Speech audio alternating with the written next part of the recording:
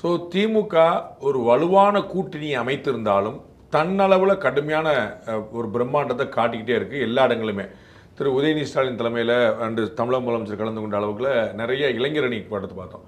கனிமொழி அவர்களுக்காக மகளிர் அணி ஒன்று பார்த்தோம். இது மாதிரி மாறி மாறி போட்டு இருக்காங்க. அது என்ன பண்ணுது அப்படின்னா, அந்தந்த பகுதியில் இருக்கக்கூடிய கட்சி தலைவர்களை, மாவட்ட செயலாளர்களை, நிர்வாகிகளை, தொண்டர்களை உசுப்பேற்றி விடுது, ஆக்டிவேட் பண்ணி விடுது.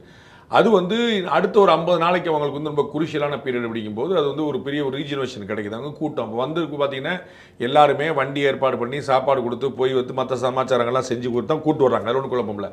ஆனாலும் வரணும்ல அப்படிங்கிற ஒரு முக்கியமான நிலைமை இன்றைக்கி நிற்குது. அப்போ இவர்கள் அத்தனை பேருமே நீங்கள் பார்த்துட்டு பயங்கரமான கூட்டமாக எல்லாருமே கூட்டு வரப்பட்டவர்கள், எல்லோருமே காசு கொடுத்தாங்க. இந்த மாதிரியான சிந்தனை இல்லாமல் இவ்வளோ கூட்டம் இருக்குதுங்கிற ஒரு ஆச்சரியம் எல்லாருக்குமே நிற்கும். அப்போ அது அந்த தொண்டர்களை இன்னும் உற்சாகப்படுத்தும். அப்போ ஏற்கனவே அவங்க எந்த லேயரில் இருக்காங்களோ அதுக்கு அடுத்த லேயரில் நம்ம தோற்றுருவோமோ அப்படிங்கிறவங்களுக்கு இல்லைப்பா கஷ்டப்பட்டு ஜெயிச்சிடலாம் போல தெரியுது, கஷ்டப்பட்டு ஜெயிச்சிடலாமோ அப்படின்னு நினைக்கிறவங்களுக்கு இல்லைப்பா நம்ம ஜெயிச்சிடலாம் போல தெரியுது அப்படின்னு இந்த மாதிரி ஒரு அடுத்த லேயருக்கு கொண்டு போகக்கூடிய ஒரு உற்சாகமான விஷயமா இருக்கும்.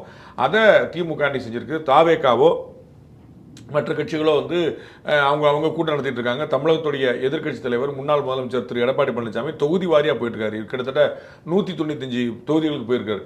அங்கே அவங்க அந்தந்த பகுதிக்காரங்களை கூட்டு வந்து அது சட்டமன்ற தொகுதி வாரியாக போறாருக்கும் போது, சட்டமன்ற தொகுதி வாரியாக போறாருக்கும் போது அது ஒரு வித்தியாசமான விஷயத்தை கொடுக்கும். ஆனால் இங்கே பார்த்தீங்கன்னா இவர் அந்தந்த மண்டல ரீதியாக கொடுக்குறாரு அப்படிங்கும்போது அது கூட்டத்தை பிரம்மாண்டத்தை காட்டுறதுக்கு ஹெல்ப் பண்ணுன்னு பார்க்குறோம்.